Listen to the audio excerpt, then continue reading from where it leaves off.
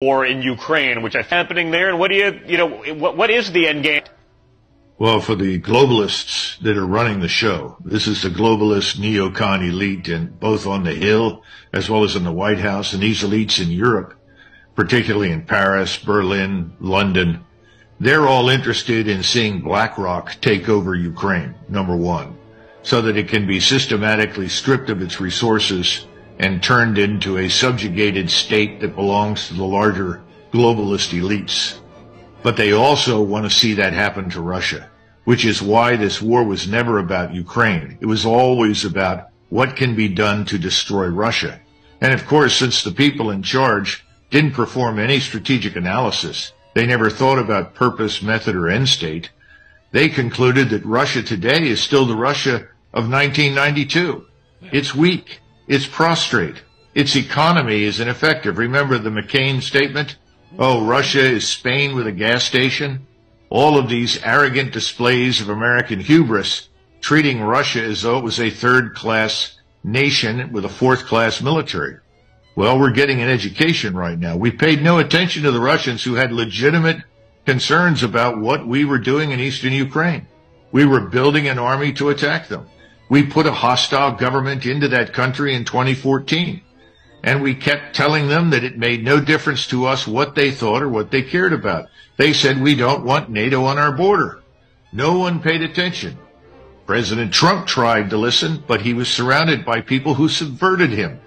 People who were not loyal to the president, who took an oath of obedience to the orders of the president and then ignored them.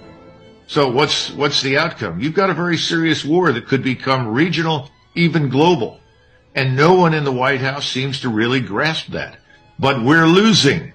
The globalists are losing. And when the ground dries, and in June you're going to see a massive Russian offensive, and most of what we call this thing called Ukraine is going to be swept away, especially that government in Kiev. But that government doesn't represent the interests of the Ukrainian people. They represent the interests of this globalist elite who are interested in resources and stripping them and using them and exploiting them to make money.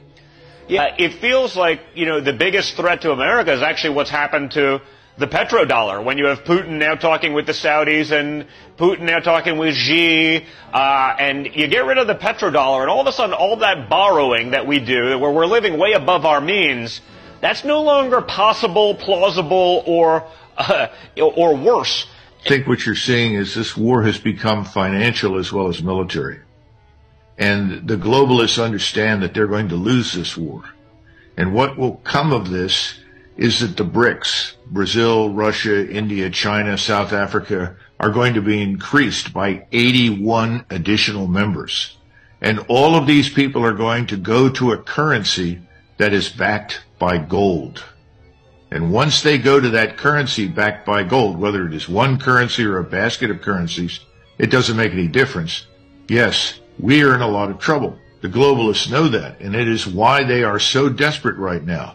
And the greatest fear that I have is that when the Russians do attack and it becomes abundantly clear that Ukraine is finished, I mean, it's already obvious to anybody who visits the place for any length of time, it's in ruins. But once that occurs, I fear that there will be pressure to commit U.S. forces in Poland and Romania, along with Polish forces and potentially Romanian ones, to western Ukraine. And if that occurs, the gloves will come off, because truthfully, thus far, Putin has exercised tremendous restraint, tremendous patience. He does not want a war with the West. If he wanted that, we'd already have it. But if we intervene in western Ukraine, it's over. We'll be in a full-fledged war. Expand on that a little bit, because it's sort of interesting. I think we've grossly miscalculated. Putin had made several speeches over the last 20 years, repeatedly saying, please do not advance the border to Russia. Do not try to transform Ukraine into a hostile actor, an actor with hostile intentions towards Russia.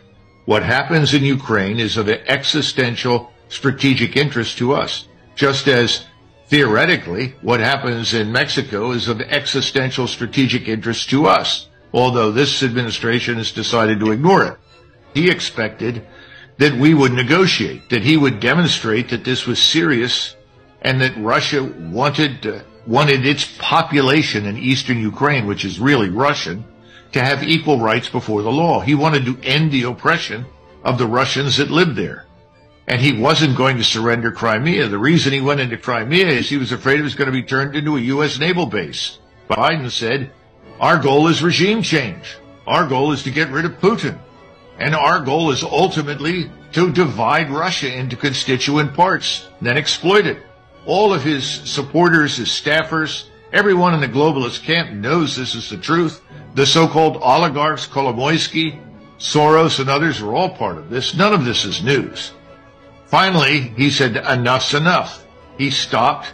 They set up a strategic defense. They ran an economy of force mission. And now they have a force in place that can go as far as it needs to go, which includes to the Polish border. They have a plan for a 31-month war against us if we insist on fighting it. And we are in no shape to fight a war. We can't even recruit for the United States Army or the Marines. The Marines are running around trying to recruit illegals and are being encouraged to do so by the administration. Is that what you want in the ground force to fight for this country? Forget it. It's not going to work.